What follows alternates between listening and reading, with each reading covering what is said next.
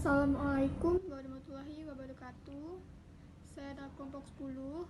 Di sini saya akan menjelaskan tentang semi skripsi saya mengenai hibah. Apa itu hibah? Hibah adalah pemberian kepada seorang di waktu hidupnya dengan tidak mengharapkan balasan ataupun ikatan baik secara lisan ataupun tertulis. Dapat diambil kesimpulan bahwa hibah adalah akad perjanjian yang objeknya adalah pemberian harta ataupun benda oleh seseorang kepada orang lain pada waktu masih hidup tanpa mengharapkan penggantiannya. Nah, kemudian di sini ada lagi yang dimaksud dengan rukun hibah. Apa itu rukun hibah? Hibah itu sah melalui ijab dan kabul. Bagaimanapun bentuk ijab, kabul yang ditunjukkan oleh pemberian harta tanpa imbalan. Hibah itu sah dengan pemberian menunjukkan kepadanya karena Nabi SAW diberi dan memberikan hadiah. Begitu pula dilakukan oleh para sahabat serta tidak dimukil dari mereka bahwa mereka mensyaratkan ijab kabul yang serupa dengan itu. Selanjutnya, syarat-syarat hibah. Syarat-syarat hibah terbagi menjadi 3. Yang pertama, syarat-syarat pengibah. Disyaratkan bagi pengibah, yang pertama, pengibah memiliki apa yang dihibahkan.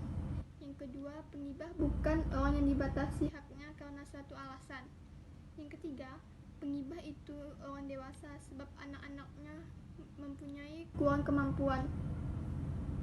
Yang keempat, pengibah itu tidak dipaksa sebab hibah itu akad yang mempersyaratkan keridhaan dalam kesehatannya. Dan yang kedua, syarat-syarat bagi orang yang diberi hibah.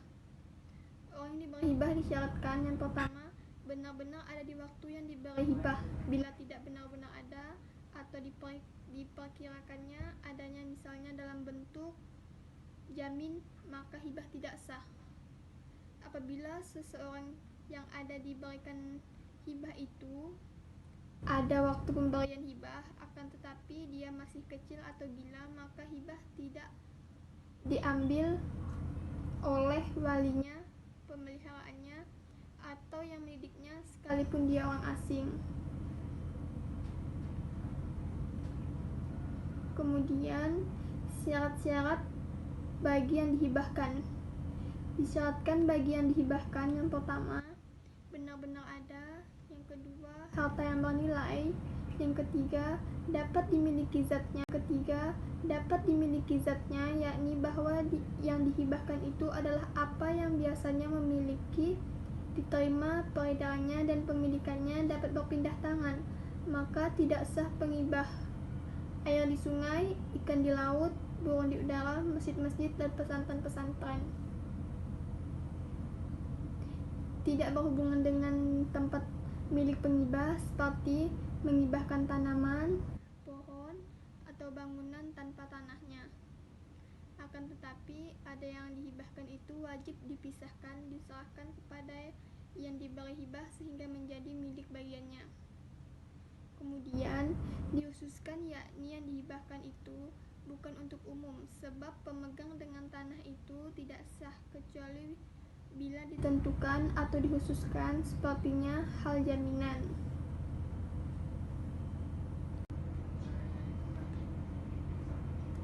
Di sini lagi saya akan menjelaskan tentang macam-macam hibah. Sebagaimana layaknya wasiat, hibah pun dimiliki macam-macam. Secara umum hibah terbagi menjadi 2 bagian, yaitu yang pertama hibah umri dan hibah rukbi. Hibah umri artinya, umri itu artinya umur. Asal pemberian dengan umri yaitu perbuatan orang-orang Arab zaman jahiliyah, kemudian ditetapkan atau dilestarikan keterberlakuannya oleh Islam. Hibah umri adalah bentuk hibah yang disyaratkan selama orang yang diberi hibah masih hidup. Misalnya, jika seorang memberi tempat tinggal kepada orang lain selama orang yang diberi hibah masih hidup. Jika ia meninggal dunia, hibah tersebut menjadi hak milik orang yang memberi hibah kembali. Kemudian hibah rukbi. Di sini hibah rukbi yaitu hibah bersyarat. Apa yang dimaksud dengan hibah bersyarat? Hibah yang dilakukan melalui persyaratan. Jika syarat itu ada, barang yang dihibahkan bagi orang yang menerima hibah. Tetapi jika syarat itu tidak ada, barang yang dihibahkan menjadi milik pengibah, seperti lafaz al-kaktubu lahu, aku bahkan ia padamu, atau next, pandangan hukum Islam tentang penarikan kembali harta hibah. Hukum Islam dan hukum perdata nampaknya bersepakat mengenai makna hibah. Dalam BW, hibah adalah pemberian yang cuma-cuma atau setidaknya kontraprestasi yang diharapkan jauh lebih rendah bila dibandingkan dengan nilai hibahnya. Hal ini sejalan dengan hukum Islam yang memaknai hibah sebagai pemberian cuma-cuma sebagai perwujudan kasih sayang terhadap sesama. Berbeda dengan hukum adat yang sering kali memaknai hibah atau pemberian adat dengan pemberian bermotif tertentu, terutama adalah barang-barang besar atau berharga. Makna pemberian ini kemudian berkaitan dengan keadilan atau kebolehan, penarikan atau pencabutan hibah. Dalam hukum perdata, pada hakikatnya hibah tidak dapat ditarik kembali maupun dihapuskan. Demikian juga dengan hukum Islam yang melarang haram penarikan kembali pemberian. Bahkan dalam Islam, penarikan hibah ini dipersamakan dengan anjing yang muntah lalu memakan muntahannya kembali. Ketidakbolehan penarikan kembali dikarenakan makna hibah dalam hukum Islam dan hukum perdata adalah pemberian cuma-cuma dan tidak mengharapkan suatu kompensasi apapun, atau dengan kata lain yakni pemberian secara ikhlas.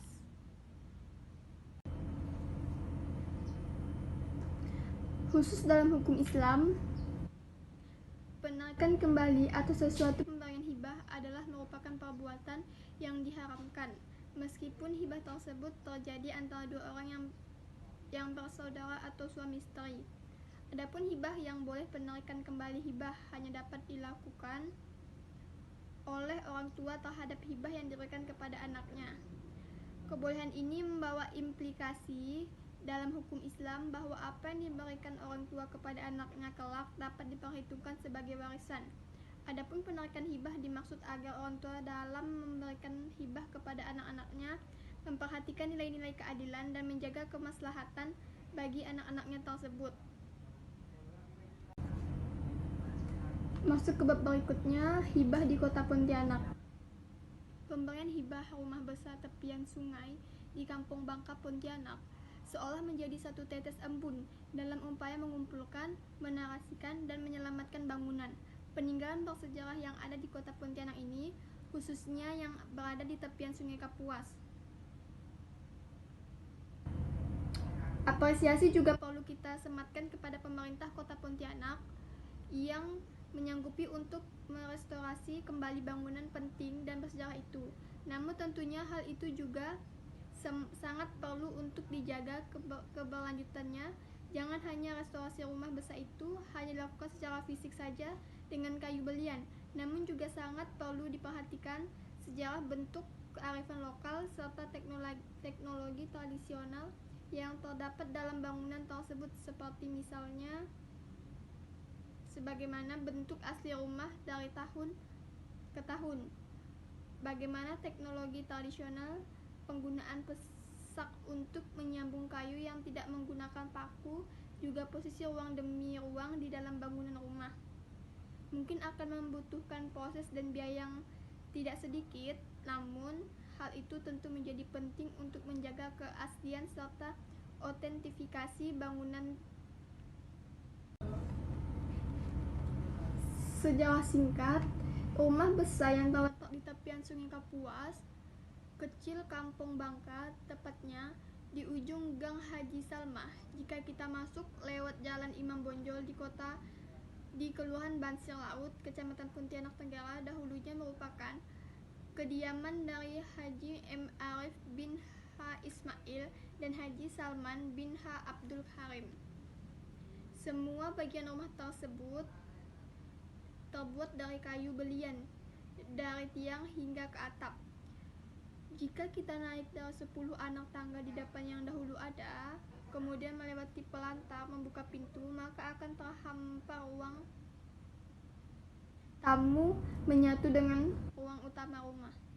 Di bagian dalam rumah juga terdapat ruang besar sedikit. Pada bagian luar ada bagian pendapuran, di sisi kanan kirinya memajang terhadap kamar-kamar.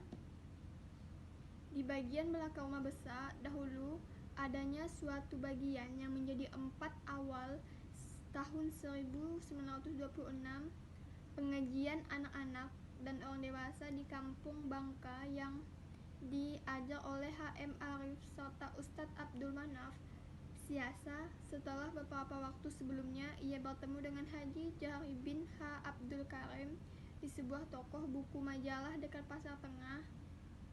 Di kemudian hari menjadi cikal bakal terbentuknya Sekolah Islamiyah tahun 1931 hingga menjadi Perguruan Islamiyah di tahun 1951 hingga saat ini.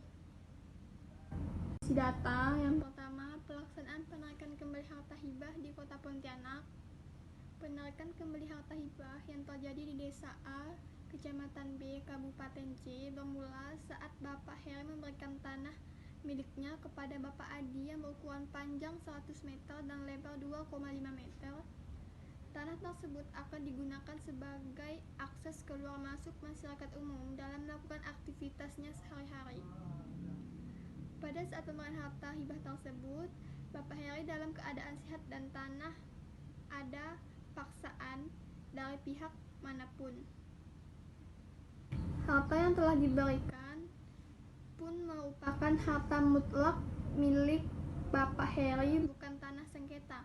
Ahli waris dari Bapak Heri pun mengetahui tidak mempermasalahkan kalau tanah milik Bapak Heri yang berukuran lebar 2,5 meter dan panjang 100 meter tersebut dihibahkan kepada Bapak Adi.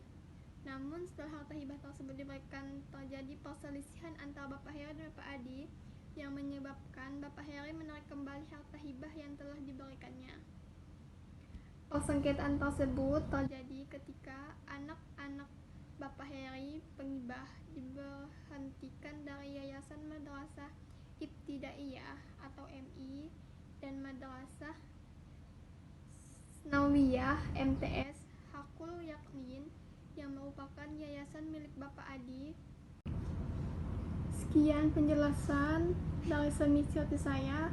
Mohon maaf jika ada salah kata ataupun ucapan. Saya ucapkan wabillahi wal taufiq wal hidayah. Assalamualaikum warahmatullahi wabarakatuh.